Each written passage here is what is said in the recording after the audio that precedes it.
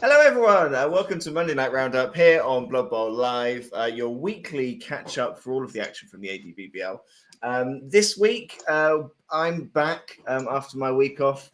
Joining me, as always, is Tom and Scott, who well and truly proved last week that I am utterly redundant to the entire organisation.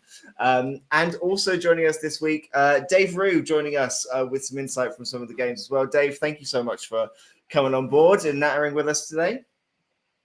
Problem. We will dive into the games. We've got 12 games to go through. We'll dive into those nice and quickly. But before we do, we will take our usual stop down at Scott's Corner, which this week comes from a beautiful hotel room in Southampton. Scott, I'll hand over to yourself. Oh, thank you, Christopher. Good evening, sports fans, one and all. This was supposed to be a clandestine trip, so thank you, Christopher, for obviously spreading that gospel. No, we are not doing any clandestine operations against Blood Bowl Podcast and Ben. You know, we're just his number one fans, both of us. So Scott's Corner today, it's going to be short and sharp, just to say hello to everybody. As you can see, we are out and about and abroad, as is the glamorous lifestyle that we live outside being a Blood Bowl coach. Quick update on merch for all you merch junkies out there. It is still work in progress. We are having some tough negotiations with our financial and merchandise teams as well. As we look to source the typical quality of Blood Bowl merch you've all come to know and love. Personally, I know it's not good enough, and personally, I would look to shoot all of the people involved in it. But hey, we're the ones who deliver this Monday Night Roundup, so your choices are limited. That's all about it for this Monday. We will continue to update you. Please remember there is a Just Giving page. We're doing this because we all love Blood Bowl. We also want to support Macmillan Cancer Relief as well. So go to the link wherever it is in that particular screen. Donate your money. We are going to be talking about our player of the week, our match of the week. And for all you nervous coaches, start biting your fingernails now. We are going to be talking about the recommended bounty of the week. Shall I just move straight on to my match, which I believe was first this week? We've got one stop before we jump onto your match, which is the first one, which is on the charity link up with Macmillan. I was sat today thinking of sort of what can we do to kind of give it a bit of a push. Macmillan, relatively sort of well known, do their Brave the Shave. I thought, well, you know, I could do with a haircut. So why don't we give that a go? So, and when we say we, I mean me. So here's the deal. We're at £201 so far, which is quite frankly amazing. So huge thank you to everyone who's donated for whatever reason you've donated. It's fantastic, doing really well. As soon as we hit the 300 mark at the next possible opportunity, and I will aim to do it as immediately afterwards as possible, not on the stream likely, but in some other way, shape or form, all of the hair on my head except for my eyebrows will go. So £300 is the target. As soon as we hit that target, it's all gone. So I'll leave that with everyone and see how that goes, and be nervously hoping that my hair grows back. Without paradise for me, Chris, with no hair. I wouldn't raise much money. I normally have to pay for it. So but just hope it grows back. It's all right. I wasn't going to look at you guys, but I will look at Tom as soon as mine is done instead. Without further ado, let's jump straight in. Let's get to the first game of the week, which Scott, as you quite rightly said, first game of the week is yourself. It was your game against the human team, Simon's human team, Sid Saracens, and a nice 2-1 win for you. How did it go? I'll tell you, before I talk about the match, though, the one thing you do, Christopher, whilst you be raising money for a great charity, obviously with limited coverage on top, you do save a bit of money on both shampoo and conditioner. So just throwing that in the mix for you. So small money for Macmillan. That's where you got to look at it. Sid Saracens versus the old Atomic Cherry Bombs. Yeah, both myself and Simon came into this. Obviously, we'd lost our first matches. I'd lost to Sam and the Double Yokes, and Tom and his Amazons had beaten Simon and his human team as well. It was really, from my perspective, I had the two war dancers, yes. Made sure everybody was where they were. Had got an APOC, so that was quite nice. And really, it was just about taking the control, making sure it was a controlled, disciplined game. No real armor, not a huge amount of armor breaks or injuries on both sides of it. If you look at that as well. The Ogre started not too bad, got the casualty. I played it quite solid, went up, got the touchdown on the drive. Simon did get the casualty in terms of destroying Prue Leith. So Simon destroying Prue Leith. There's a headline for the news of the world, if ever there was one. Simon came back turn 2, got his second touchdown, and then he brought on the halfling. So I thought, here we go. So on his kickoff, the ball went back actually into my end zone on my turn 40. So I had to do basically a 3-turn touchdown. Saw his halfling, just went for his halfling with my war dancer because I thought, I don't want Simon throwing that halfling into my cage and absolutely getting a 6, which he done in a previous encounter. So yeah, really got done and did some dirty elf shenanigans, including leaps and dodges for a turn 16 touchdown, which is very nice. And yeah, if you'd have said that's the result at the start of the match, I would have bitten your hand off. Upgraded the war dancer, very nice. And really, it shows how tight I think this group is going to be, especially when we come on to talk about the second result of the group during this week. Sorry, John, I got room service. Hang on.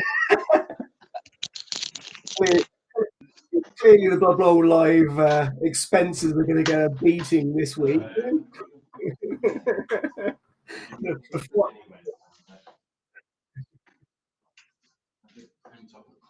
If it comes in on a tray with one of those things that the people lift up, kind of, like movies, it should come in on that, shouldn't it? It's like a big roast dinner, probably, isn't it? You sit there eating it all the way through. But Scott, you got to tip well. You got to tip him well, mate. That's the custom, isn't it, in Southampton? Well, we'll come to you, Dave. Scott getting the win here. Simon, you played Simon last season with his Underworld team. He's had 2 games so far this season, both losing 2-1.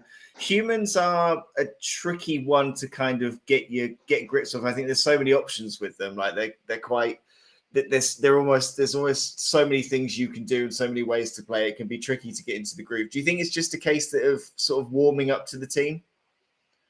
Yeah, I think he's got to build, because out of the box they can do everything badly, can't they? Really, they can't do one good thing. So looking at his team now, I can see he's got a leader on the throw, which is a good start.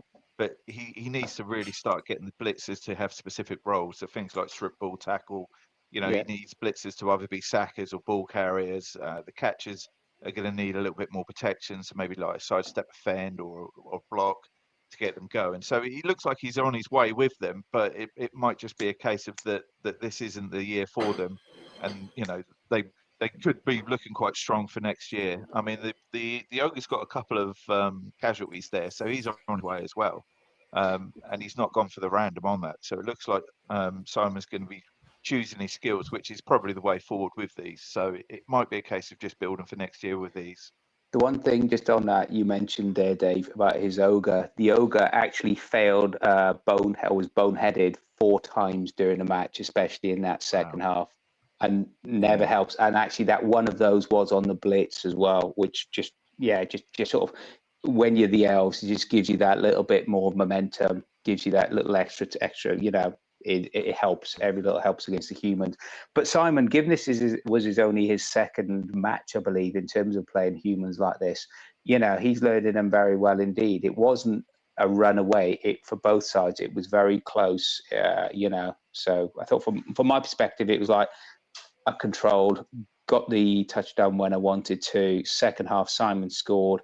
And then it was like, yeah, you've got 3 turns now to get that second one. The fact that the ogre was boneheaded and the fact that I blitzed his halfling, that all helped as well. And elf shenanigans, that's always a nice one to have as well. Apologies, I had to jump offline this stream. That's very unprofessional. It's all right. Tom, are you kind of watching Simon quite closely with what he does? You made a last gasp swap to the humans for this season. Are you kind of keeping an eye on how he progresses his team to sort of see whether there's any ideas there, or have you kind of got a plan sort of for yours? Yeah, I've got a kind of game plan. I've kind of made it known that this team's going to be a redraft. So I'm going to, as Dave's just mentioned, I'm looking to build it up, get some decent skills on it. I've already got a block on a catcher. Unfortunately, I had to sack and then buy a new thrower. So in my first game. So yeah, it's interesting because he's got the halfling hopeful there, which again I'm trying to save up for, but having to buy myself a new thrower straight after being stat busted in my first game, it's going to take me a while to get there. So it was interesting to hear what happened with the ogre as well, because again, those fearful ones start to come in. Doesn't matter what team you've got, some of these, if you rely too heavily on one position, then it can all fall apart. Scott, before we move on to the next game, your sort of season start, then you've got a 2-1 win and a 2-1 loss under your belt. Are you sort of happy with how both games have gone? Are you sort of getting to the grips? You've kind of practiced with this Wood Elf team quite a bit coming into the league. So are you kind of happy that things are kind of grooving and kind of working together and you can move forward now? Yes. When I started this year, we spoke about this previous. Key for me is about the discipline and following that development path.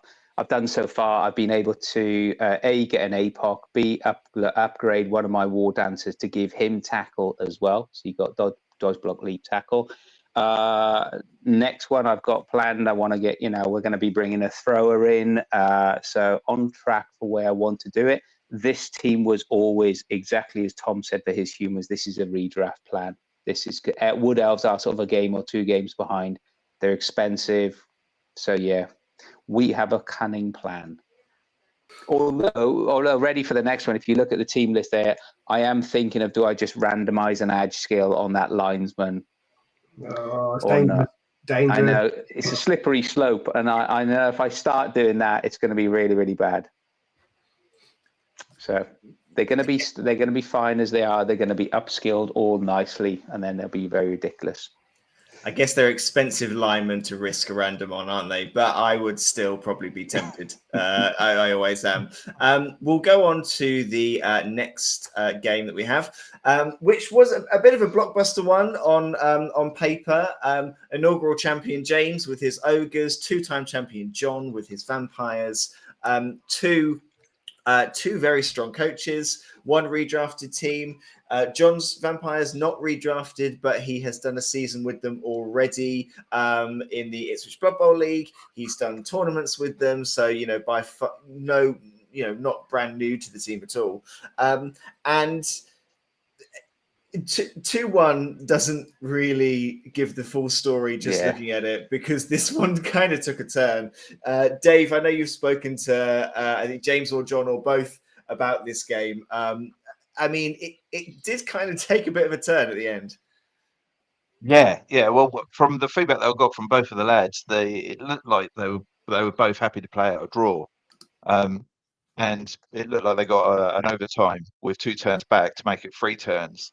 Yeah. So, but even then, I think John took the kick with it score 1, but it looked like a failed pickup, and there's some shenanigans from the stunty team, which to change the score over. But John was saying that he had the same sort of setup with when he played the other team in his group I've forgotten the name of the other Robert's team. Shambling Undead team. Yeah, Roberts. Yeah. So you're saying it was at a 1-1 and they got overtime as well. So it seems like John's been beaten by the game in both of these. And I know the feedback from what James said. He said that it was a hard fought game. But from what John's saying, and if we look at his team, I've got he's expanded. He's got strip ball. One of the things that he did say was that I think he had 2 free dice blocks on the ball carrier, one of the Gobnars, and he couldn't put him down. So it's no surprise that he's put strip ball in his lineup now, so that that scenario wouldn't come up again. And if he beats the 2 Hanley lads, then that's going to put him on 6 points, and he'd be ahead of them. So I mean, this division is really shaping up to be interesting. Every game is going to be is going to have a big impact on the way that this division is going to play out, and it's going to be interesting to see who the top 2 are going to be. I think when we were doing our predictions, I think I thought Robert was going to make it out of this group. I think possibly, I can't remember, Tom or Scott, if you've got the predictions list up, it'd be interesting to see. I certainly wouldn't have seen John losing his first 2 games. I think that's probably his worst ADBBL start that he's ever had, and he probably won't thank me for saying it. But 2 very close games, 2 very good coaches that he's sort of fallen down on. And he seems to be unlucky. It seems to be the group of death for him every time round, doesn't it? Maybe he's the curse. As Dave exactly points out, we talked about this and saying that would John succumb to the curse of the bloodlust? Not so much, but he's definitely succumbed to the curse of the clock going back for the extra turn, especially towards the end of the match. Plus, when he's gone to blitz for 3 dice, he's just got nothing. He's and it's been really. Plus, of course, the fact that when the ball, if you watch this, anyone watching, if you do want to go back, watch this on YouTube. It is a very good match, really entertaining from both coaches. So well worth a couple of hours if you want to sit down with a beer on a Friday night, or maybe not. Or just in that hotel room on your own, I've watched it twice already, Tom. I'm half the viewers on YouTube. But if you do watch it, really great game. John was very unlucky, and I think James, held his hand up, and it was a very entertaining match. Yeah, 100% agree on that. And I was watching it live, and I have to say, the commentary from both coaches is fantastic. The methodical kind of thought pattern of John as he goes to trying to work out which whether the VAR guys moves before a thrall and all that is hilarious and very, very good, entertaining to watch. One thing I didn't notice, and I was kind of wanting to find out, don't see him using a lot of hypnogaze. That seems to be one of these skills that it just, personally, I think is very underrated, and just don't see a lot of vampire teams using it. So maybe that might be a little new one. Well, last season in the Ipswich League, the way that the fixtures panned out was I played 3 games against John back to back. And it was interesting to see. It was good to play the same team 3 times because we both started to understand the vampires quite a lot. And he was then starting to use hypnogaze to sort of break up cages and so forth. So it was interesting to see that he didn't use it quite so predominantly. It might have been a case that he didn't really want to get quite so close to the strength 5 guys. But it'd be interesting to see how he fares against the other teams. I mean, you kind of put him to the side at your peril. I think that now he's building that team up. He's going to be a force to reckon with for the remaining games. So, the interesting thing that I thought from this game is I love playing ogres. I think they're really, really good fun. Kind of absolute nonsense, but really, really good on their day. I wouldn't touch a vampire team if you paid me. The idea, and I don't know what it is. It's the idea of bloodlust I hate, but I'll take Bonehead every day of the week. So, what would looking at the 2 teams? Would you prefer Bonehead over Bloodlust in general, or would you which one is your preference? Because I still feel like Bonehead's my preference. I've watching the way that John uses Bloodlust when he fails it. He's very clever. So the blitz will come late on the turn, so that if he fails the Bloodlust, he's still got a bit of control. if you fail the dice roll, you've still got the movement of the player as well. So he'll lose his zone, but what John will traditionally do was kind of move him out of the way. Whereas you failed a bonehead, you failed it there and then, and you've kind of got that hole. So you know, the way that John uses it is very clever. I think both lads reported that they during the game that it didn't really have that big of an impact. And when I've played John, one of the games he was failing a lot of bloodlust, and it did affect. So it can come in. But I think I'd prefer vampires over ogres. I think so. Then I'd have to say that I prefer bloodlust over bonehead. Just the way that the vampires can play like elves and they can block like orcs. So you've got a lot of options there. But bloodlust for me, I think. Yeah. Yeah, I think I agree. I think there's a perception that between the two, the ogre team's the fun team to play, and you're just up for laughs kind of things, and you're going to be throwing noblars around. And realistically, if bonehead, if you don't bonehead, you've just got a strength 5 player, but you don't have the agility. Whereas with the vampires, as Dave's quite rightly said, they're perceived to be strength 4 elves. So there's much more likelihood of you scoring, much more tactical. So it's kind of a perception thing for me. But knowing what Bloodlust can do last season, I'm quite pleased that my ogre has yet to bonehead in my team. So yeah. Great. Well, yeah, this was a great game. I would recommend anyone, even if you kind of skim through on the stream, it's on the YouTube channel. It was a really entertaining one to watch, and it did absolutely take a turn at the end there, but it was a really entertaining game. And thank you to James and John, because they're both very good on the stream at explaining kind of what they're doing and their thought process, and it makes it a really engaging game to watch. So thank you to both of them. I think I'm rooting for John to make this group as insanely close as his group of death was last season, and I think he can absolutely do it. So James and Robert will certainly still have some fights in their next few games. We will go. They've got to play each other, haven't they? So it will be a bit of a sibling rivalry. That's I think where the key games are, aren't they? And you know what? Who needs a sibling matchup? Quite frankly, the league should be designed to avoid them. We'll jump on to Hudel Hellions and the Inglorious Pustards. Fantastic name from Nick. I absolutely love it. Unfortunately, the result not going the way that he would have wanted. 3-0 to the Hellions on this case. And it wasn't a game that started off. I was in the shop for some of this game, and it did not start in a way that you would think it would end 3-0. Absolutely did not.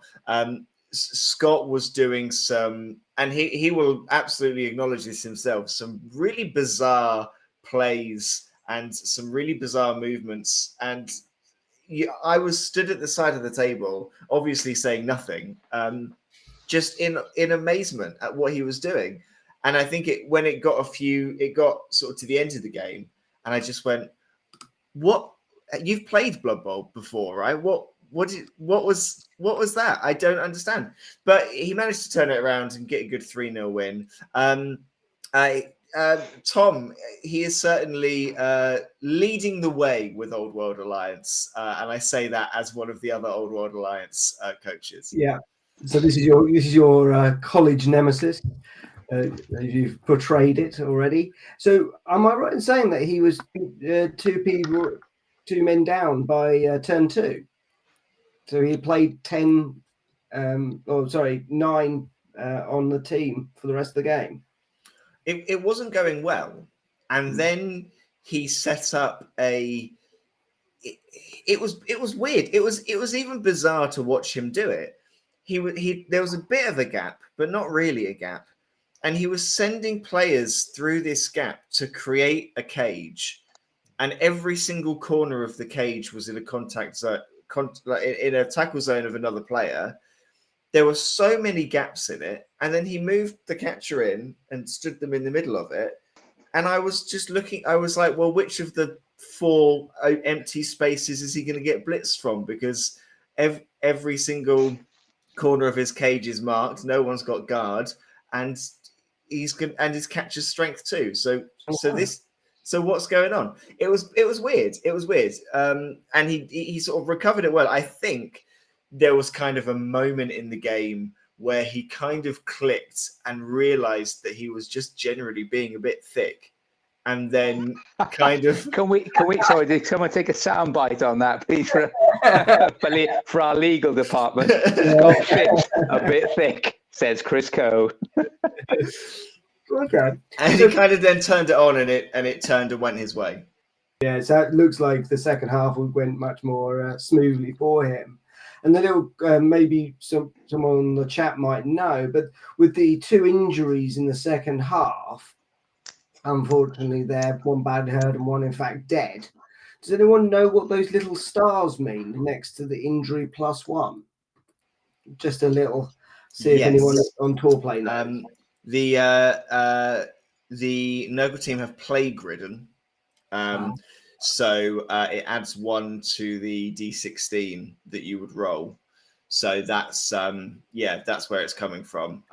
If you have a niggling injury, I think it looks the same. It does that +1 because you've got a niggling injury. So yeah, that's why. So I don't know whether that dead was a D16 or a D15, or whether he was unlucky and it was a D14. But either way, it's losing 2 linemen, probably not really what Nick wanted. You looking at the roster, Dave, you played Scott's Nurgle last season. It looks like Nick's going down a similar route with a lot of randoms there. He's got big hands on a lineman, Ironhard skin on a Pestigore, big hands on a bloater. It seemed to be a good tactic when Scott did it. He seemed to sort of build this bizarre team. Nick, would you be lucky enough maybe to build a similar one? Is a lot of risk leaving it to the randoms. Yeah, it's dramatic, isn't it? I know there was a few games when I played Scott that he could have done with a few good skills, kind of thing, you know. but it's and also it gives you modelling options as well. A couple of big hands in there that does give you options. But it is nice to sort of see all of the mutations on the Nurgle team, because it does throw up some really decent players. Whether Nick sees it through for the rest of the season, or whether he starts putting some block on some of the players, is to be seen. But it is nice to see. I'm always a big fan of a thematic team. I think it brings a bit of fun to the league, doesn't it? And you know, certain play styles work well with them as well. Scott, Nick running with no rerolls this season so far. I think he, I think he felt that in the game, very much so. Would you be prioritizing getting that treasury? I mean, a Nurgle reroll is not going to be cheap on a good day, let alone mid-league. Do you think he needs to save up for that reroll, or just double down and see what happens? Personally, it's going to be 100K for that reroll mid-season. That's very, very expensive. Yeah, mid-season. For me, I love the way that Nick is going for it in terms of going for the random skills, see what the blessing of the Plague Father is going to be. I think Scott is, he might have had one of his quote unquote, Chris Coe says, thick moments in terms of this week. But I sense the old competitive Acredes is there. He knows what he's doing. He's got his 2-3-0 wins. He's sitting pretty at the moment. You know, and he might say, and he might have said before, oh yeah, it's not my best team. I'm only in it for the one league, etc. Yeah, he's competitive. He's looking for it. So I think go for Nick, go for it. See what inducements you get. You're only going to get more and more inducements. So I think that's the way I'd play it in terms of if I was Nick and his Nurgle. Just one thing there, we are looking at chat. One thing that John mentions, evening John, and anyone else, and to all you other lovers out there, he has added an extra vamp in now. He has the numbers. Look into my eyes, or his eyes, as he says. So yeah. Very interested in terms of doing that. So John is going to be upskilling those vampires, but going back to the Nurgle, I think it's great. And the fact that Luke and his fetid feet, that should be a trademark. That really should be a trademark for a t-shirt. He's going down the same path as well. So looking forward to their rematch. That is going to be a big one. I think we're all looking forward to Tarquinius hopefully getting murdered as soon as possible with block, dodge, catch, and sidestep at the moment.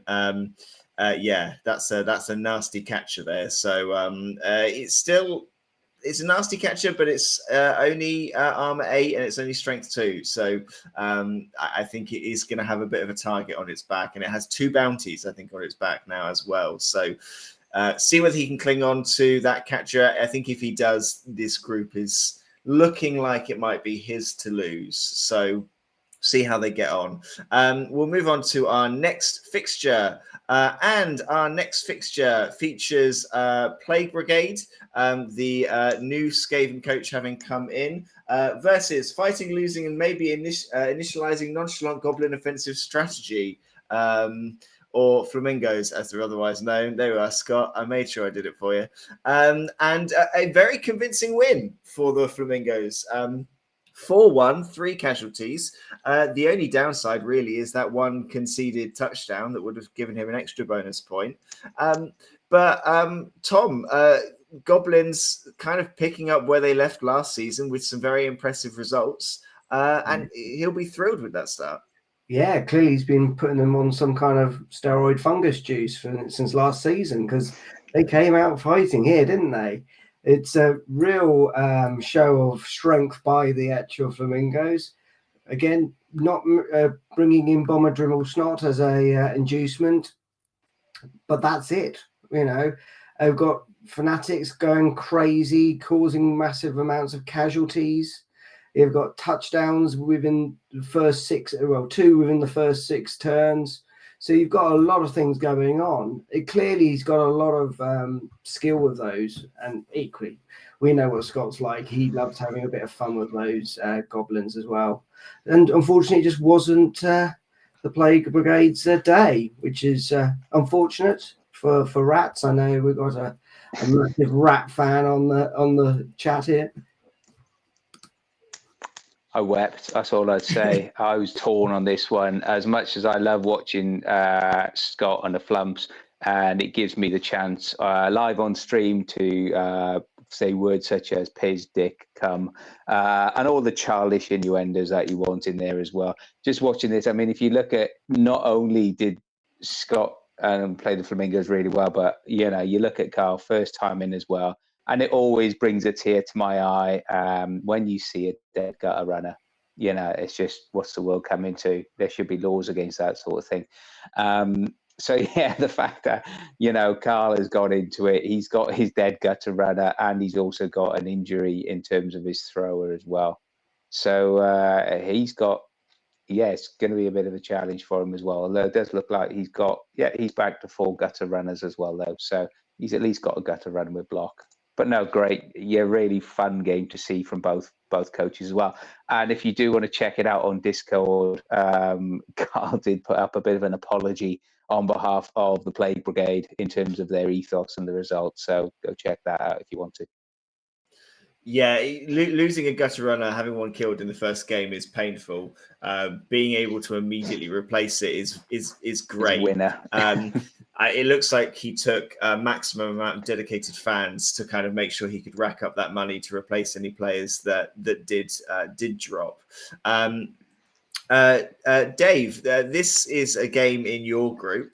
I guess these are two teams that are quite squishy generally, which is probably quite good for you. Were you sort of keeping an eye on this one? Sort of, I guess, possibly hoping the Goblins maybe got a little bit less SPP out of it. But what are your thoughts on this one? Well, yeah, I speak to Scott before the game. I mean, Scott is a fantastic coach, and he can be a little bit unpredictable to a certain extent. I know he was saying that he had the fanatic at the front of the cage, which not everybody would want to do. But I'm really pleased that he's managed to put a stat bust on the thrower, with the agility. It's going to make picking up the ball a little bit harder for the Skaven coach. But I mean, Scott's downfall is always his optimism, isn't it? Really. So moving forward, he's. I know when I spoke to him, I said, "Is this, are you looking to then take one of the top 2 spots?" I think he'll be happy with third from what he's saying, but I think he's still going to enjoy the season. But he has got one of these goblins in here. Does look a bit tasty now, doesn't he? With fend, safe pair of hands and sure feet. He looks like he's the main ball carrier and 3 MVPs. So yeah, so we're going to have to start targeting some of his team. But I'm sure the mummies with their mighty blow will be able to sort that out. I think the fact that we've got a number of gnomes now muscling in on his Stunty Cup claim, I think he's basically got his eyes on that. It was definitely it's a good showing from them to kind of, he wants to reclaim that Stunty Cup. James took it from him last season. James has had a good start as well. There's way more Stunty teams in the league, so it's going to be a tight one. It's going to be very difficult to kind of call who's going to get that, but he's definitely put down a good marker to try and get that title back. And I'm always really fascinated looking at it and looking at the fact that he did take Bomber for this one. Scott doesn't take Bomber very often, and I always, if whenever I've played him and he hasn't taken a Bomber, I've been absolutely relieved because I know I can build such a nice, tasty cage that he's not going to get through. And he's clearly taken Bomber on this game, and I don't know how many of those casualties were from Bomber. I don't know how long Bomber lasted. Let's see if we can. Let's just have a little look. Any casualties were done by Bomber. No. So what? So none. Couldn't afford any other stats. Any other stars except Bomber. Okay, so Bomber was the only one that could be afforded. Looks like Bomber got sent off on turn 6. So after the second touchdown. Yeah, it's going to be interesting to see. I think if Scott doesn't get top 2 in the group, he could be a pretty terrifying prospect in the sort of bottom bracket of the playoffs. So that could be absolutely one to watch. And it sounds like the Skaven touchdown was a 20-plus move handoff short pass combo, which, as someone who's played Skaven, that's beautiful. That just sounds that sounds beautiful. Yes, what we love. Great. We will go. We'll fly straight on to our next game. We've got lots to go through, so we'll get to the next one, which was again. This is another good one. If you want to go back and watch it, this was another entertaining game. The Double Yolks versus the Lustrian Legends, and again, this one very, very tight. Lots of touchdowns coming quite quickly, moving backwards and forwards. Both coaches scoring quite quickly and moving the ball around a lot. Really entertaining one to have watched. And I think, having spoken to Sam after the game, I think he was quite, while it wasn't the result he wanted, he was pleased with kind of how he played and how his kind of tactics went. And I think one of those touchdowns, the touchdown that he thinks lost him the game, was one where there was a pass option that I think Sam just didn't think was an option, and Tom pulled it off to get the pass in. So really, really good play from the two of them. Scott, this is from your group. The tide in this group does seem to be going Tom's way at the moment. So are you seeing Tom as the sort of looking like the group leader? So actually, Scott, Sam losing points here is a better thing for you. How are you taking this one? First of all, agree with what you said, Chris. If you do want to go, anyone in chat or anyone watching this stream, jump over to YouTube, watch this really, really good match again that the guys have turned in here as well. 2 good coaches, 2 good commentary, 2 good sets of interaction. Even made better by the fact that Sam put comments in about the fact he was on the top table, and the comment about Mrs. Sam. And Tom was he said he was going to be liberal with his swearing and his profanities. He wasn't too bad. He could maybe work on that for the next match. The turning point of the game, generally there was the armor breaks were pretty low, and Tom didn't even though he used up all his re-rolls in the first couple of turns, he didn't really fail dodges. I think it was just one he failed on his dodge the entire match, and for a 3+ dodge re-roll, he was going some with that as well. And then he must have been listening to you, Chris, because he did sort of almost let's just go for it, what the hell type attitude. He was a YOLO trooper. And on that touchdown you alluded to, it was when it was 1-1, so it was against the drive. It was end of the first half against the drive. and it was the thrower. It was a 5+ on the throw. It was a 4+ catch. It was a 3-up dodge, and there was a rush, I think, in there as well. It was a really, really, statistically, it was more likely not to work than it did. But kudos to Tom. So I think he set himself up really well. The one thing I did notice, which Tom actually stalled on a move in terms of a touchdown. So maybe a bit of that overall, the game management was more towards the Amazons than to the Lizard Men, because when Sam as well, another Scott, but when Sam was scoring, he was scoring in 2 turns. So he gave the Amazons plenty of turns and enough game time to come back and obviously score, particularly when you looked at that 3rd turn. Sam scored his 2nd touchdown on turn 12, and then you thought there's always time. There's always time for those Amazons, especially with the dodge and the way Tom was playing to come back, and there was. So good match, worth watching it again on the YouTube. From the league perspective, just shows this is a really tight league. Our division is, so yeah, I'm not surprised. Am I happy that there was a win? A win makes it a bit more interesting. So I would have been happy with the draw, but I'll take that win as long as it is, So yeah, there's all to play for, which is the more exciting things. So it'll be Dodge City. There you go. You can have that one, Tom. It'll be Dodge City. It'll be Dodge City on Saturday, because it'll be Elves versus Amazons. Well, we have a prolific Lizard Man coach with us, and we have a Amazon coach with us as well. Tom, I'll let you decide whether you are prolific with your Amazons. Dave, we'll come to you first. The way that Sam has kind of built this team, very patient last season, bringing just SPP over, not really bringing any skills over, and now suddenly finds himself in a group with a lot of dodge, with a Saurus with guard, 2 Saurus with tackle, a Skink with catch and sidestep, another Skink with 13 unspent SPP at the moment, another Saurus with tackle. Like he's been patient. He's got a team that I certainly wouldn't have built, but I think it could do well for him in this group. Could do. The main place where Lizard Men sort of fail is with the skull both down without block on any of the Sauruses. He hasn't got any block on there, and only one reroll. So that is going to catch him up at some stage if he's going to go for the bash side of things. But obviously the tackle is going to work well for him in this league. I don't think he's got a croc. Oh, he has got a crocs in there as well, which hasn't really done much. But it looks like he's progressing the Skinks fairly well. He's only got 1 chameleon, so we'll let him off that, because I'm never a big fan of chameleons, but it does give you the throwing option as well. So it seems like he's progressing nicely with them. Maybe a little bit more block on there, just so that he can keep his turns going when he rolls that skull both down to get him out of trouble. But hopefully the tackle's working for him. I mean, with the Sauruses, it's easier to base them up and get them out of the game. So with the tackle, he's obviously looking to block with those guys more than stopping people from dodge away. So fingers crossed it works for them, though. But they're always dangerous. They've always got loads of options of breaking through and scoring. And the skills that he's given to the Skinks with catch looks like he's going for a part of a throwing game as well. So it's going to be interesting to see how he gets on with them.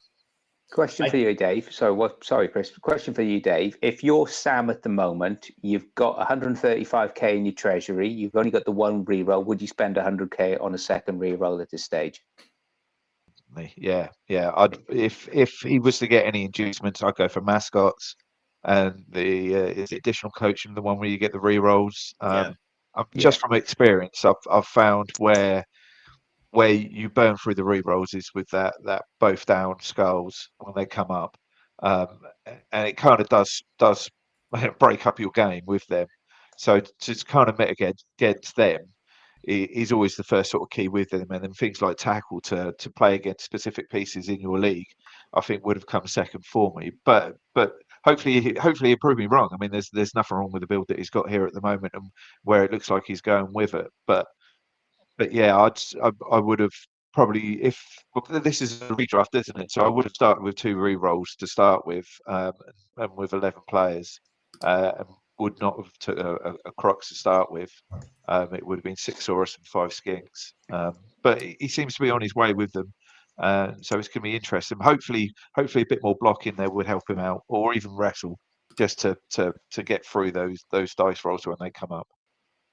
Tom, looking at the Amazons, it looks like Tom is being a bit more patient with the skills. He's already got he's got his Piranha Warrior with block, his Python Thrower also with block.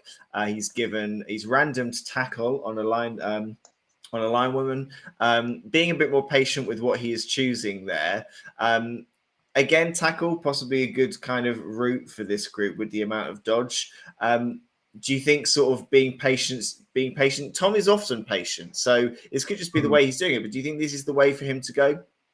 It does seem that a lot of coaches have started that way, rather than having itchy trigger fingers and going for the randoms. I'm looking at you, Scott. Be careful, don't do it on that basis. Just a lineman. I just want this. I just need to press a button. If his linesman dies and you had that, could you look at yourself and said, if only I'd spent that SPP? But there you go. That's the $1 million question, isn't it? But yeah, and they're also being very strategic, the pair of them, not because, as you quite rightly say, they've got a number of, on both sides, they've got at least one player that they can skill up without any kind of randomness on them, but they're holding their cards close to their chest. Maybe they're waiting to see if Scott rolls first on his skills. So it's an interesting way that he's playing. He's playing it kind of safe on the way that he's putting the block on the right players that he needs to keep alive, and then just put a little random and gets a tackle on a line woman, which is not bad, is it? There does seem to be tackle seems to be the skill of the season so far. There seems to be a lot of people adding tackle to their roster. Yeah, it's coming up a lot, and I don't like it. I'm not. There's no beating around the bush here. I don't like it. I like dodging. I like dodge skills. I like players that can dodge. I don't like it. Everyone, stop it. Just stop it. Okay. We'll go on to the next game. That's a very close group. We'll look at the table a bit later on. Next game. Oh, it's one of mine. 1-1 draw for me against the Gilded Knights of Cerulean. I think I'll do what I normally do when it's my games. I'll be quiet and I'll let someone else just ask me what they want. So, gentlemen, fire away. Well, I've just seen in the chat, you're only allowed to talk for as long as to make the touchdown, to talk about the touchdown. Should I start a timer? Yeah. So let's start with the touchdown. I mean, it was incredible. I was so happy that it happened because I'm genuinely very chill this season about sort of the games I've got. I'm not. Old World Alliance are not the team for me, so I'm just sort of going to have as much fun with them as I can. So, winning the kick, receiving the ball landing almost in a perfect line between Crumbleberry and Riz Guggak, my sort of star halfling. Pick up with sure hands, hand off, quick snap for kickoff. So my ogre went 1 square further forward. Throw teammate. All the dice that I needed were there. And it was a perfect throw and a perfect landing. So the Albay got a completion, and then I didn't even need to rush to get into score. It was the perfect start, and I was happy at that point. I was happy to sit there and lose 2, 3, 4, 5, 1 at that because I'd made it work. So it was great fun. Okay. Scott, any kind of questions for? Oh, I'm sure there was plenty of illegal things in there that Phil missed, and Anyway, one thing I did laugh because you could hear the coach of Creedy's, Mr. Phibbs, in the shop. You could actually hear his commentary and his shock at that 1:20 score coming through on the stream for the game next door with Sam and with Tom as well. So that was very good as well. So before we move on and talk about Phil, because I think Phil came back strongly, as you said, he's done well there. He's got the 1-1 draw. Are you pleased? I know you're saying, oh, I'm not really worried. It's not my thing. The Old World Alliance, it's just a bit of fun. Is it really eating at you though, Chris? You got the 1-0 in record time. Did you think I'm going to push on here? No, because there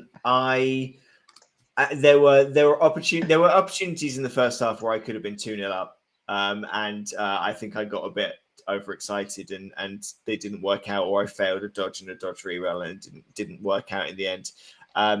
So and then in the second half, Phil came back and scored, and I think if I should have lost this game. I think, to be fair, I should have lost, and I think had Phil been a little bit more aggressive, there was the win to take. And I went for a turn 16 second half touchdown to try and win the game. I think I failed the bonehead on the Albert to not do it. No, I'm not. I'm not sad that I didn't hold on to the win, or it should have been. I should have lost this game. Phil played better. Generally, as the game went on, he slowly started to remove players, and I was just keeping halflings tucked away, sort of wanting him to score so that they were safe, and then I could try and just one turn again. If I can average, what I would love this season is to average a one-turn touchdown a game, and I'm on 3 for 3 at the minute. So if I can get that, I'll be happy. So you're going to work on your defense then? Are you going to try and, if you've got this offensive play down now, is it going to be more of a defensive skills that we're going to see to try and stop opponents and get the 1-0 win? I mean, I don't have any dwarves anymore. All the dwarves are now gone. I'm now entirely humans in my team. So it's all humans. Yeah, I think defense is just something I struggle with. I'm getting better with my lizards. I'm not great when I don't have the kind of strength advantage on defense. So I think, probably my group's quite fighty. It's not a group full of dodge. Well, there's the dark elves, but other than that, it's Khorne and it's Nurgle. I think I'm possibly just. I think I'm going to rely on stars and rely on a team value advantage and getting some inducements. And no doubt Acorn's going to make an appearance in the next few games. I think I want to go. I'm thinking like Scott Norman. I'm thinking be a bit unpredictable and try and throw people off. I feel like that's my defense. Is just be a bit unpredictable. You're going to throw teammate into cages? Are you going to toughen up one of the halflings and get ready for it? Oh yeah. I think that's all. I've got one halfling. Oh, actually, I think he's. I sacked him because he was stat busted. So I think I've only got one halfling.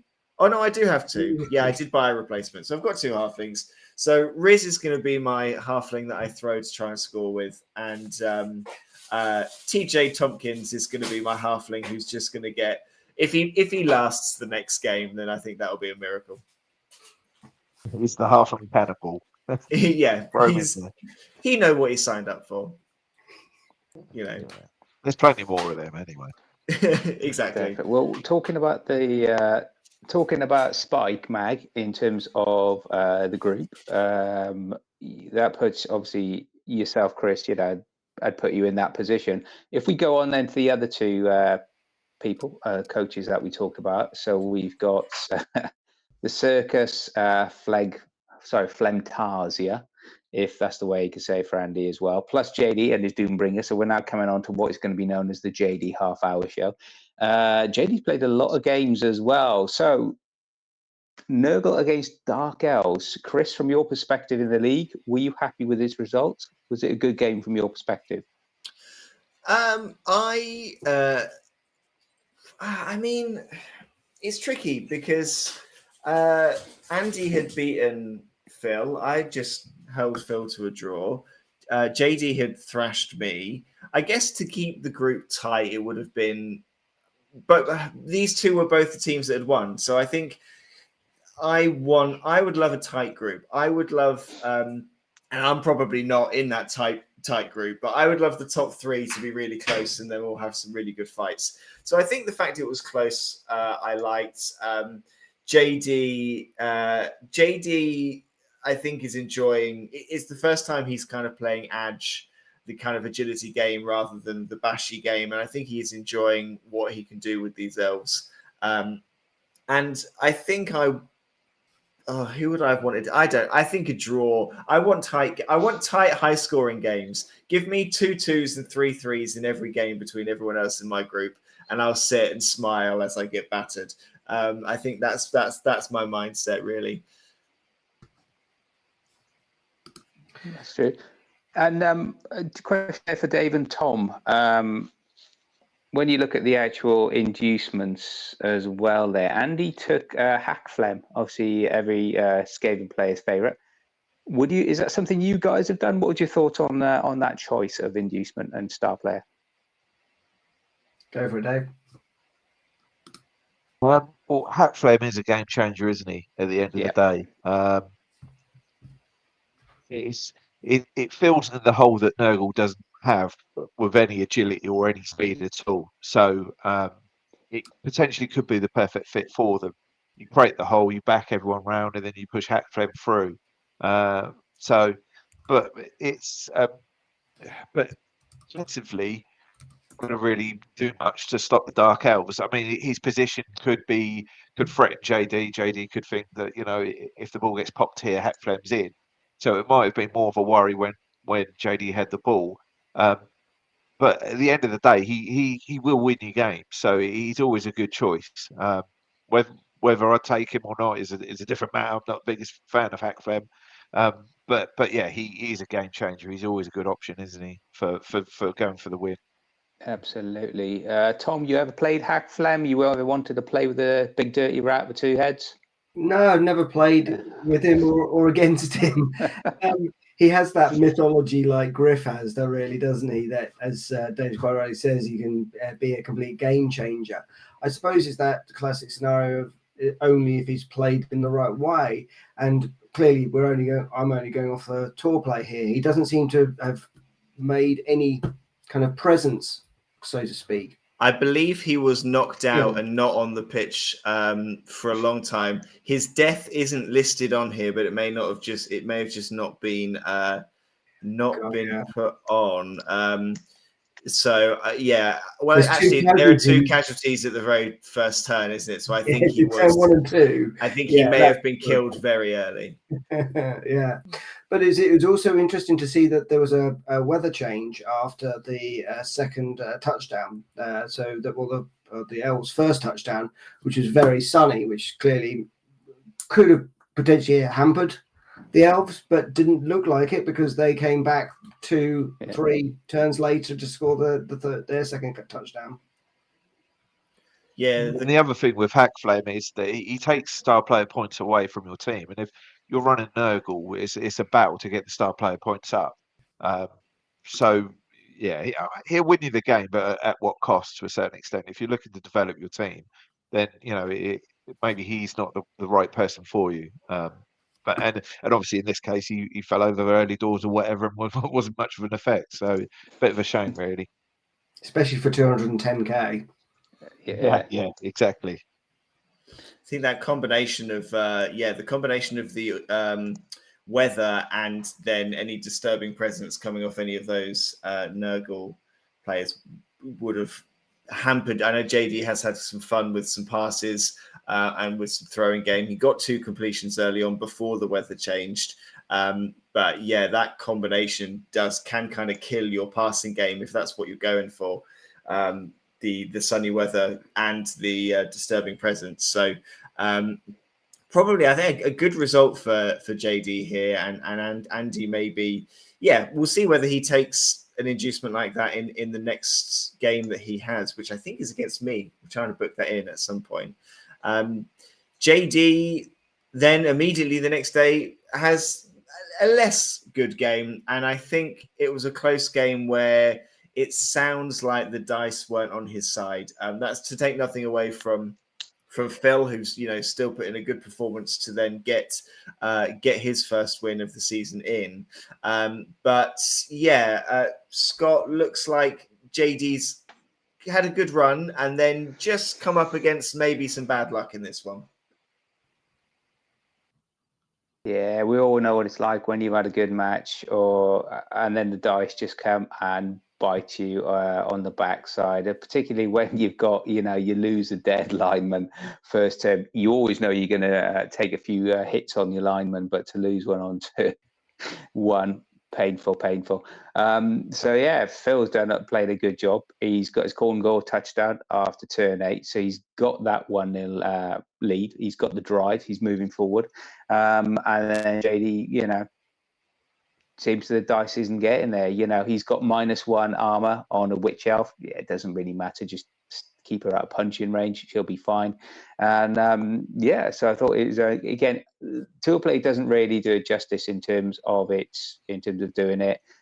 Phil's put in touch as well. I can KO easily, but just not do damaged all the way. Phil played. What's this? Sorry, come on, JD. In chat, JD. Phil played great. His dice were good. Mine went haha. Can we ease back on the pleasantries, please, gents? A bit more salt will be very entertaining this evening. So thank you. But no, I think it was JD sitting proper, looking good. And as we'll come on to his next victim, bounce back of a sign of a good coach. He is loving these dark elves. They're very much fitting with his persona. So good to see. And Dave, Phil making it interesting. Dave, looking at his lineup, he had a stat busted witch elf, which looks like was quite quickly sacked from the team. The stat bust was an armor stat bust, so it would have been armor 7. They're quite expensive to keep hold of. Would you have sacked off, or would you have kept hold of them for a bit longer? Yeah, I would have played a couple of games with her. Yeah. With a low armor, she wouldn't have been doing much. I would have just had her as a threat for defensively. I wouldn't have had her carrying the ball. But looking at his team, it looks like it's progressing really well. He's got some good random ones in there. He's got kick, which I'm a big fan of. Maybe he's going to spend the money on another reroll so that he's got a little bit more security there. It depends who he's playing next. To be honest with you, where he takes it next. He's probably been like a lot of other people in the league. They've been a little bit coy with how they're spending their money or their SPs to try and manage the team against who they're playing. So that people like Hackflem doesn't turn up when you don't want them to, sort of thing.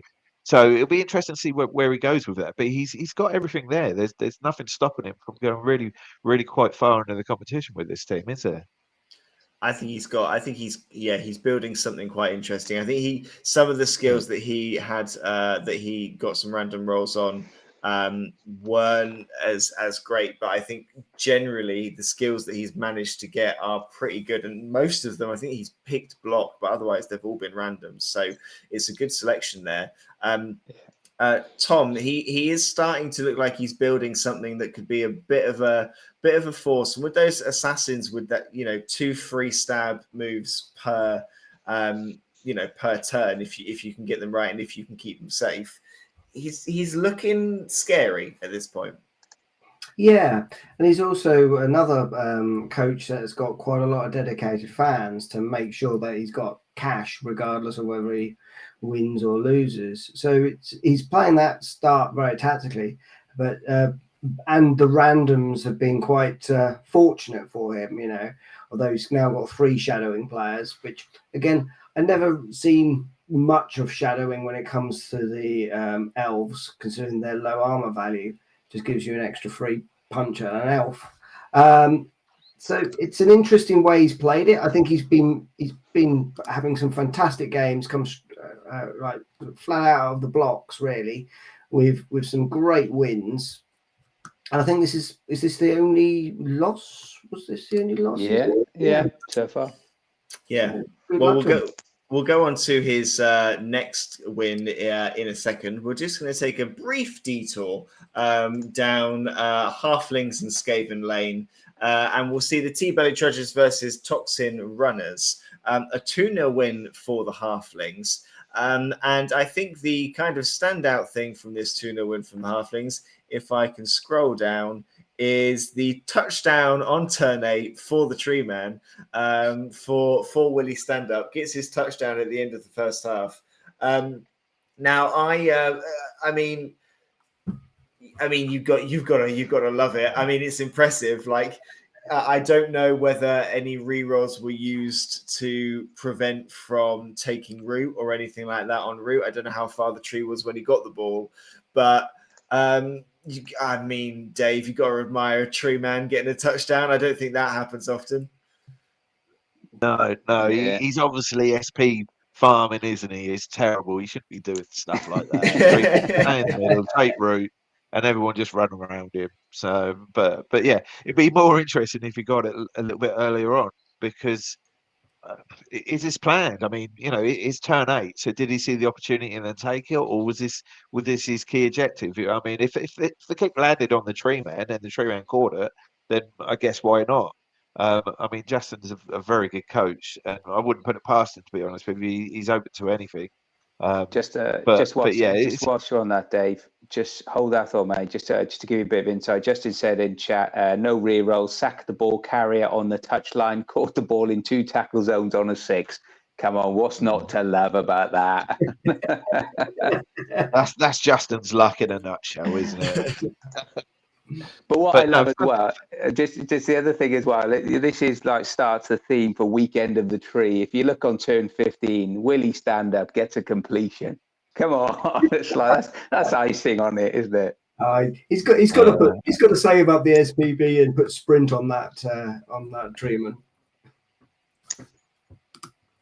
I mean, yeah, it looks an insane kind of start to the game. Griff gets the touchdown that wins it for him on turn 15 by the looks of it. The Tree Man sort of sitting there nicely on 6 SPP. He hasn't chosen a skill yet. Whether he's saving up or whether he is going to choose something, we'll wait to see. In fact, skill-wise, you know, it'll be interesting. I know Justin's in the chat to see there's no randoms there. There are 2 players that can be given skills. Possibly just sort of biding time and seeing what opponent comes up next and what is going to help him. As far as the Skaven, the sort of toxin runners go, we talk about groups of death. And if you're thinking kind of coach-wise, in this group, you've got Jamie, who is on his 4th season with these dwarves.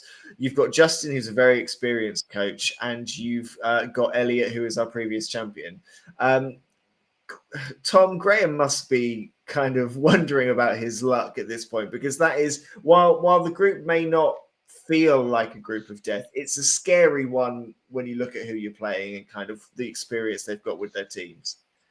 Yeah, and especially when the toxic runners have got Mr. Nightthorn, you know, a blodge 2-headed gutter runner. We called him out last week and saying that how much of a threat he's likely to be. Plus, you know, he's got a decent team there on that. It's just, by the sounds of things, you know, there's some unfortunate rolls and some crazy plays in this game, and more the merrier for that. It does. It seems like he has had some bad luck, but I'm hoping to see some sort of more good stuff. I think it'll be interesting to see what he does with a playoff run, whether it's Champions playoff or Conference playoff, whichever one it is. It'll be really interesting to see sort of how he gets on. Scott, you've been a rat coach yourself. You've been a rat coach against Halflings. We had that match up a couple of seasons ago. Were you hoping that he would be able to sort of make his way through there? I mean, Justin is a very experienced coach, so a very tough person to come up against. Were you hoping that he was going to pull something off here? Always hold out hope for a good rat team, Chris. When he saw this in terms of the inducements, you know, when you can bring Griff, you can bring Cindy and a halfling master chef on. That's a good sign, isn't it? You know, no matter who you're playing against. So either use it. for me, when I saw the inducements, I thought it did swing it more in the favour of the halflings, to be honest, because they had such good star player quality there. Yeah, I think the gutter runners will be fine. Yes, they've got he's got one injured who is stat busted down to AV7, but hey, it's a gutter runner. And I think it just shows something we've talked about as a bit of a theme. We talked about the group of death last week, as Dave knows only too well. And we've talked about John and the vampires this season as well. We talked about, the popcorn league as well, getting a lot of experience and a lot of experienced coaches as well. So I think what we would call an easy league is becoming a very distant memory. A lot of challenging players and a lot of players taking well to new teams. Look at JD and his Witch Elves as well. So always have a smile for the old Skaven. Fantastic team to play. It's one of those. On a good day, they'll take anybody off the pitch. On a bad day, they'll get themselves taken off the pitch, and that's why we love them so much. So I think there's opportunity still. I still think you need the Roger. That would be my thing for Graham. I still would take the Roger, but that's me personally. No, they're a waste of money. No. It's another good team for the Stunty Cup as well. The kind of strength of those Stunty teams this year is something to behold. So it's going to be interesting to see a good bounce back for Justin coming off the back of a loss in his first game. So see what he manages to do to stake a claim for the Stunty Cup. So we jump back to Spike Mag and we go to another one of my games. Less successful this one than my run against the Corn team, but arguably more successful than my previous game against JD because I only conceded 2, not 5. So there's silver linings to be found everywhere. I don't really know what to say on this one. I think. My sort of throw teammate and dice didn't really go the way I wanted it to.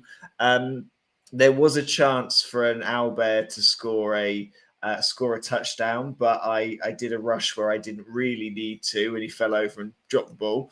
I went into the game having sacked a couple of dwarfs so that I could take Grack and Crumbleberry to hopefully do something there, and it didn't really work quite as much as I wanted it to this one. But JD had a great game, a great bounce back off the back of that loss to Phil, and I think he's really staked a claim here for winning this group and getting top 2. He's really kind of put the marker down, and Phil and Andy are going to have to be really thinking about what they can do to stop him at this point, because I think it was a really strong showing. This is the second time you've taken Crack and Crumbleberry. Are you enjoying them? What's the advantage do you think of having them? Grack can kick teammate, and my owlbear can throw, so it means I can do it twice. That's it. That's it. Well, actually, the other thought was Crumbleberry has sure hands, and there's so much animosity in the old world team. If I could, I would just take Crumbleberry to pick up the ball and be able to hand off without having to roll an additional dice. So that was the main thinking behind it. Was I've got a built-in reroll with that pickup to get the ball to Riz to chuck him down the pitch. That was kind of the main thought.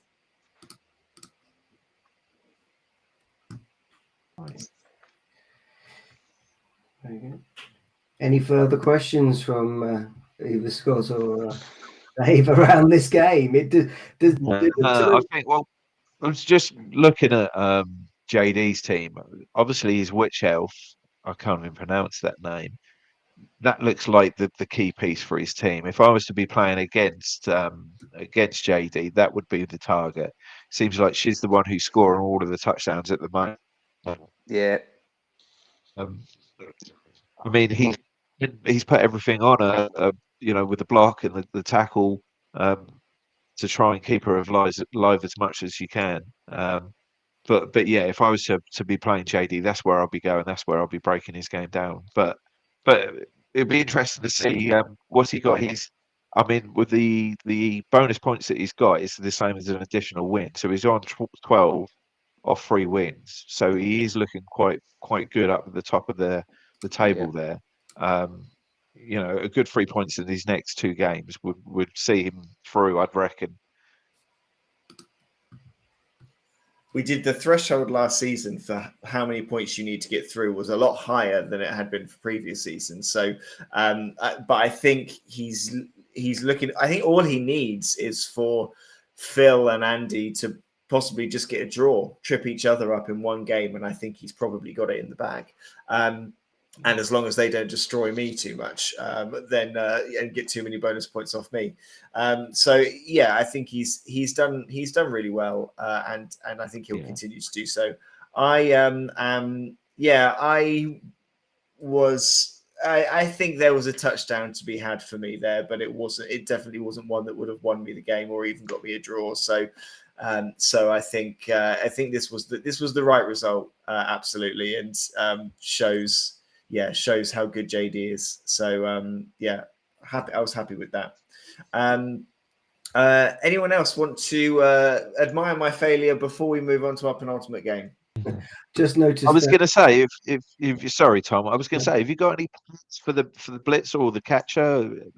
Are you looking to try and get them skilled up, start using them offensively, or is it just for a teammate, for a teammate? No, I'll be honest, Dave. If they ever did anything, I'd give them something to to go with it. I've been I haven't got. I think I've got 1 casualty so far. I think this season, and all my touchdowns have come from the halfling. I could have scored with the catcher against Phil, but he either failed to dodge or pick up the ball. I can't remember which. Yeah, I'd love to get some skills on some more players. I think I'm lucky with the leader reroll on the thrower. Guard as a random on the ogre is quite good if I start using him a bit more defensively. Dauntless on the human lineman, could come in handy at some point, but as soon as they do something worthy of it, they'll get something decent. Yeah, they look like a team that's not going to get redrafted at this moment, don't they? Will I ever play them again, Dave? I don't think so. I think they'll go on the shelf and they'll look beautiful on the shelf, and then we'll bring the Lizards back for season 8. I think the reason is, Chris, you didn't give your owlbear a cape, and this is the make or break. This is what Nuffle's looking for, so you've only got yourself to blame, ultimately. That is a good point. I didn't give him a cape in the end. He is just a bare owlbear on the pitch, and it's clearly not working. Okay, let's jump on to penultimate game: World's Edge Berserkers versus I'm Not Boring, the Necromantic Horror team from Elliot. Coach-wise, it's a rematch of one of last year's quarterfinals. And Elliot got off to a good start. Inducement-wise, he took Professor Frankelheim, and immediately for the game had, I believe it was 2 heads on one of his wraiths. So straight away helping him out a little bit there. And then very quickly into the game, killing a dwarf and taking the zombie lineman for himself. So got off to a very good start, gets the touchdown on turn 3, gets the death roller sent off straight away. So gets rid of that worry. And then the game seems to be a bit tighter, and we didn't really get much more out of it. We got some casualties. 3 casualties for the dwarf team, so taking a bonus point away from this at least.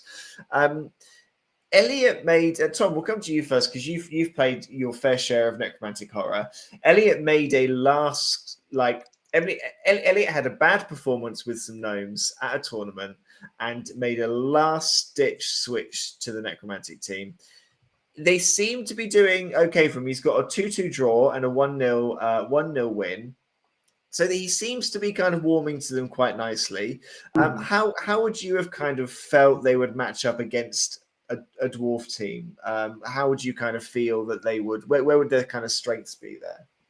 Well, I very much don't use the flesh golems. I kind of try and max out on speed and agility with the werewolves, race, and ghoul runners when I play it. But I think he's done it the right way with the bit of muscle on the front line with stand firm and armor 10 with those flesh golems against dwarfs. He's clearly kind of skilled up one of his werewolves, which has now got block tackle. Which I don't know if that's going to be the tackle. I don't know whether that's going to be of any real use within his division or not. But yeah, he's playing them. We all know Elliot. He can do some crazy things, and killing a dwarf in turn 4 with a werewolf is it's a sight to be seen, really, isn't it? Plus, also then taking it for his own as an extra zombie lineman. He's one of the ones where he's just quietly going about his business, building up this team. I think he might after this season, you might see it being redrafted again. I think it does seem, Scott. It does seem with the werewolf that he has sort of thought about this and decided that he's just going to build a gutter runner halfling killer with his werewolf to send in there in his next 2 games. We called the werewolf out last week in terms of one to watch and possible bounty, something to think about. Just all the people in chat out there. I was pretty stunned at this, not the fact that the wolf was doing so well, but the fact that Elliot scored after turn 3. What's that going on about? What's that in terms of Elliot's game management? He should be losing 1-0 by that turn, and then he goes 1-1 half time, and then 2-1 by the end of the match. Come on, Elliot. What are you doing? You're setting standards that coaches are supposed to be flexible in how they play this game, and be multi-skilled. That's not on, is it really? Really good game. I think this was sort of a reverse of what we saw the other matches. It was a 1-0, but it wasn't just a boring 1-0. Lots going on as well, and I think Elliot knows what he's doing. I think if I remember, these were both my picks in terms of getting out the group, weren't they, Tom? This one, which group is this? This is Chaos. Tom, while you check that, Dave, Elliot's come off 2 seasons with dwarves. Necro team, sort of a much kind of different style of play, but then coming up against dwarves and knowing kind of how they do. Adjustment wise, like how much adjustment does he have to do here to kind of, he's clearly getting on top of this Necro team, so it's working. But how much adjustment is there? Because he's got that pace with the werewolf and the race that he wouldn't have had with his dwarfs. So, they're a very different team to play. Yeah, he's going to be not pulling in quite so close to his opponents. With the dwarfs, you want people nice and close, and you want to just keep that blockchain going and just keep churning numbers out. So he's going to find that he's going to be playing with less players throughout the course of games, which might be something new to him without the armor, the high armor across the board. But clearly, he knows that the werewolf is the key piece to this game. I can see he's got a touchdown with another ghoul runner, so he might be using the halfback with the ghoul runner, but with the necromantic, it does give you a lot more different play style options. They're to a certain extent they're a little bit more flexible, so it's going to really expand his game. I know when I've played dwarf, you sit there and you're playing against elves and stuff like that, and you're kind of really jealous of watching what they can do. You've got one sort of style of play, and if that doesn't work, then you're screwed. So I think this is going to really help Elliot's game, and even if it is going to be a redraft, if he's building for this year, for next year, I still think he's going to be a formidable opponent with these guys. Yeah, definitely not a coach to underestimate, Elliot. Scarily getting better and better, and being so young as well. I think he could have a lot more titles to his name before too long. Tom, prediction. Yeah, so he's actually top of the league, top of that table as well. So Scott, you actually went for Jamie and Graham. You clearly You had What some. what do I know? You couldn't help yourself. You had to go with the rats. You know. Come on, Craig. Well, we'll go on to the last game of the week. Finally, we get some gnomes. We haven't talked about gnomes yet at all. And we've got some gnomes playing their first game and getting a win. I'll be honest. I think after the tournament, the Ipswich Classic gnome performance, I partly written them off a little bit because they weren't overly strong. Everyone's still learning kind of what their strengths are and how to play them. But Dave coming in, new team, very different from his Lizards, and getting a good result against Simon. It's his first season here with us in the ADBBL, and the gnomes doing some fun stuff. I know they were throwing some teammates. I know a Fox got a touchdown in this one. It still very much feels, Dave, I'll come to you first. With a team so new, it feels difficult to kind of judge whether they've is this a absolutely amazing result? Is this what you would expect? Like, they're a stunty team, so I think you probably would expect maybe not to get such a good result against the Blackhawks. But it's kind of different. We're kind of still in kind of grey area a little bit because they're so new. Yeah, we're still learning with them. The lack of dodge across the board for the gnomes does dull the stunty part of them to a certain extent. I know I've played them once, Elliot, in the Ipswich Classic, and they are an interesting team. Speaking to Dave Crofer about this game, he was saying about how the Fox came up good at the end. He had a couple of turns to score, and the Fox come up good. And I know when I played Elliot against his ones, as soon as the Fox gets the ball, you kind of know the play now because the Fox isn't going to give the ball up. So you've got, you're not going to get out tricked with them. But I think there's still a lot of learning with them. I think that we might see some builds in the future that kind of make a little bit more sense as to the way to play them. But they're always interesting and they're always good fun to play against. And maybe that will be one of the stunty teams. I've never played a stunty team, so maybe they will be the first stunty team that I play. We'll have to see. You've heard it here first, folks. I think the one thing with the gnomes as well, if you look at the trees, play two treemen, and we talked about this. Our teams seem to be playing two rather than the one treeman, but they got the 3 injuries against Orcs, which is big. So that really is going to help you in terms of making the gaps, particularly when you've got jump up on a lot of the gnomes as well. I know our international, shout out to our international audience, Pat van der East, if you're out there, Pat. Good evening, good morning, wherever you are.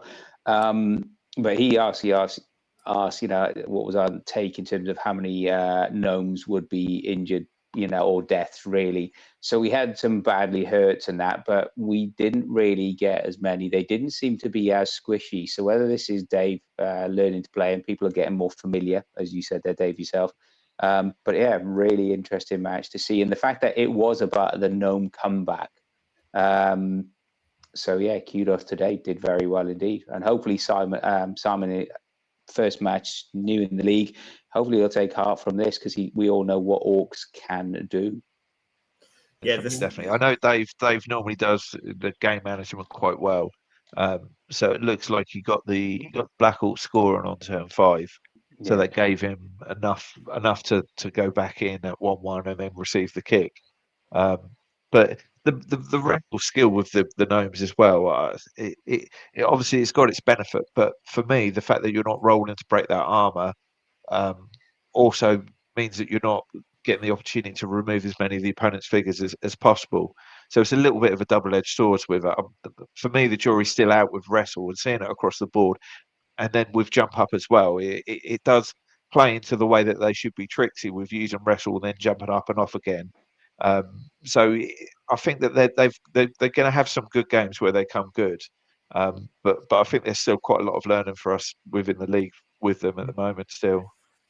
Would you say, Dave, some of the skills, and Tom and Chris as well, some of the skills that Dave's taken on his gnomes, he's randomised them all. So he's got a dive-in tackle on 2 of his linesmen, and he's got pile driver on his treeman. Would you be happy with that, or you got? Yeah. I'd be thinking of getting rid of that tree, man. I don't think you don't want that expense on there with power driver because you don't want them to go down. So that I was wincing a bit when I saw the pile driver. Wasn't overly keen on that. I like the jump up for me is the kind of the thing that makes me really keen to try these guys out, because I'll throw a prone gnome down the field knowing he can stand up and have his full movement. That to me is that's gold dust. I love it. Well, you put jump up on a skink and it's phenomenal. So a team with jump up, it does it. Hopefully they should be outmaneuvered with players on the deck.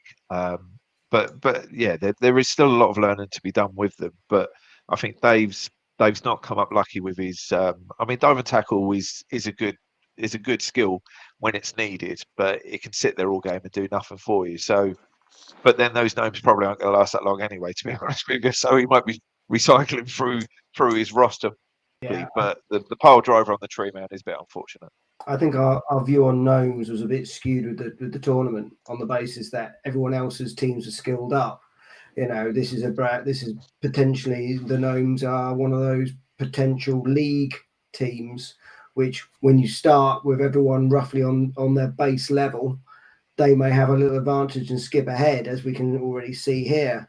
I agree that I would have held on for a little bit more SPP for the next game to maybe put an actual skill on some of these players rather than randomize them. But they do seem an interesting one. And as we've all mentioned, there's going to be lots of different kind of versions and tests on these teams. So looking forward to it. We're looking forward to Thursday as well, because Dave then takes his gnomes against Honkington's Folly. So that's our first gnome on gnome action. So any of you short fans out there, that's what you want to be tuning in for.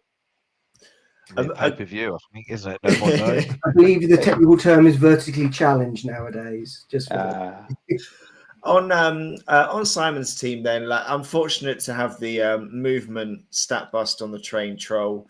Not what you want from your sort of big guy straight away. Movement 3 on that troll now.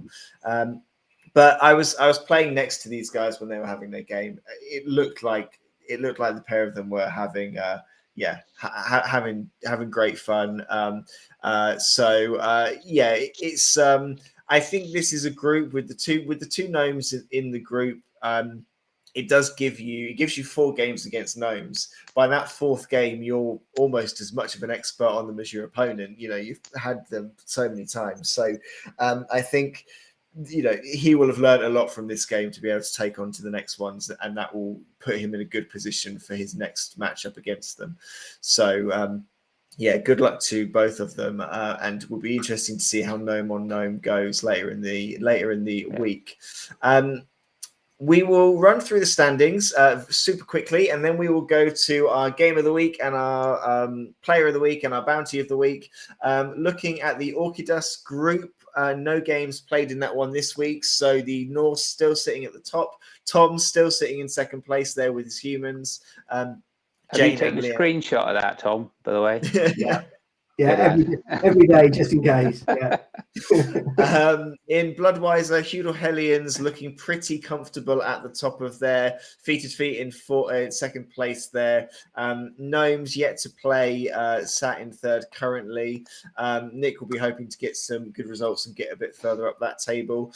Elliot, as we said, sitting top of Chaos Cola. But tied on points with the World's Edge Berserkers. So I think that's quite telling with where the bonus points are going in that group. T-Belly Trudgers, though, sitting nicely on 4. We'll be hoping to break up that party at the top.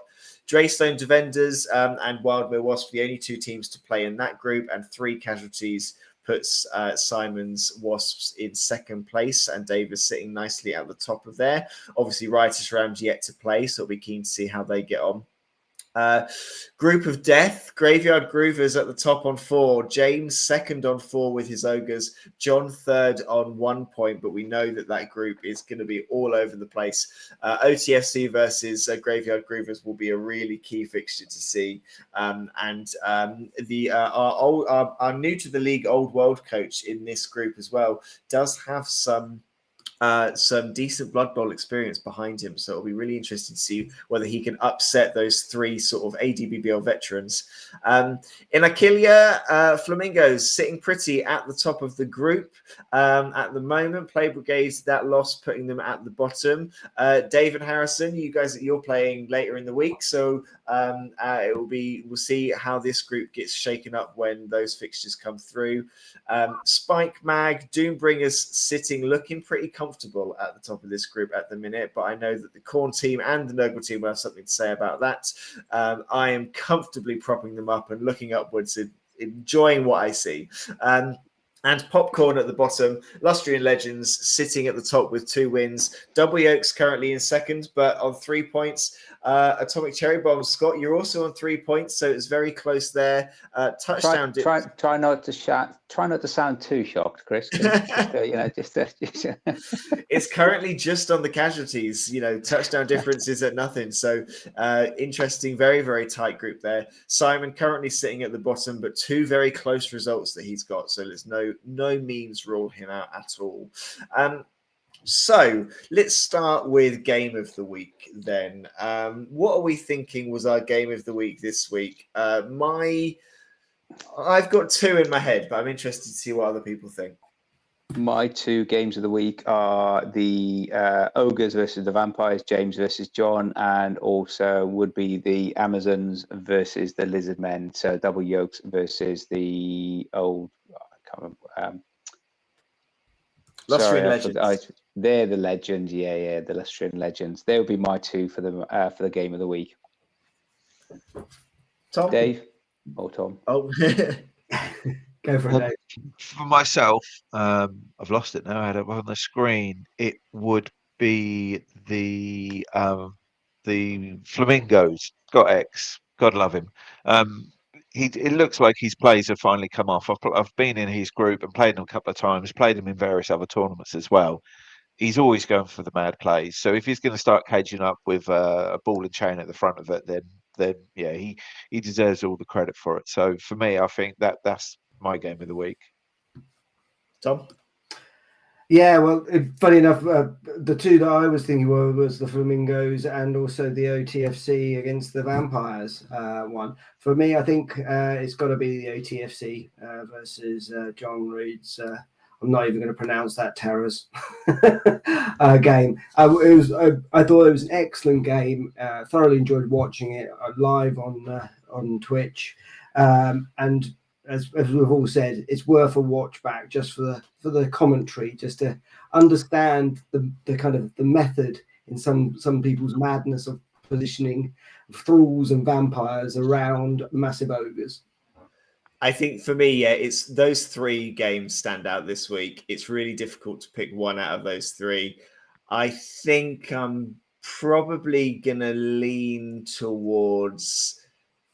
I'm gonna no. I've stopped it. I've changed. I'm going Flamingos and Play Brigade. I think that was lovely high scoring, lovely shenanigans, and very closely followed by OTFC and Transfagarian Terrors, I believe is the pronunciation. I got told off for saying it wrong previously. Player of the week, then, gentlemen. Who are outstanding players? I don't like it. I had it down. I've got but since I don't Chris Colbert here, because I was going to say, go on, who are you going to go for, Chris? Come on, make a choice. Put yourself on the block. Don't sit on that fence. I don't like it, but I think it's Tarquinius Rosenthal. I think he was unfortunate to be overlooked last week, and he's now got 5 touchdowns. And I think he needs to be put down ASAP. And I think the more that we talk about him, the bigger the target will be. So I'm going for Tarquinius Rosenthal. I'm going to go slightly different because I don't think that we've ever had the star of the week being a tree man. So I'm going to go for Win Stand Up. That's you got to give it to them to get a touchdown with a tree. That is a very good shout. I had Celica, the old wolf, because I think that's Elliot's quietly developing him into a bit of a killer machine. I had Sekjiz and Rack, and obviously I've called the Goblins as well. But yeah, I think it's got to go for Willie, for the tree of the week and the player of the week. Not just to get the touchdown, but to get the completion as well. Come on, this is why we play this game. Dave, who's your person? Well, I think I'm going to take my shoes off and walk through the woods like the same as you guys. Willie Stand Up is going to be the one that yeah, scoring with a tree man is enough, Justin. Just have a day off, mate. But for me, also as well, the Tails, the Woodland Fox for Dave Crowther's team, the Greystone Defenders. I think that's what they're there for, to get you out of trouble. You've only got 2 turns to score, or a limited time you give the ball to the Fox and away it goes and it scores. So for me, it's nice to see the Goblins meta working. So I'd say Tails as well, keeping it a nice sort of woodland theme. I take back my comment. I'm going Willie Stand Up. I'm changing. I'm coming with you. I'd forgotten the tree man scored. It is phenomenal. Sorry, Scott. I'm ripping you of that.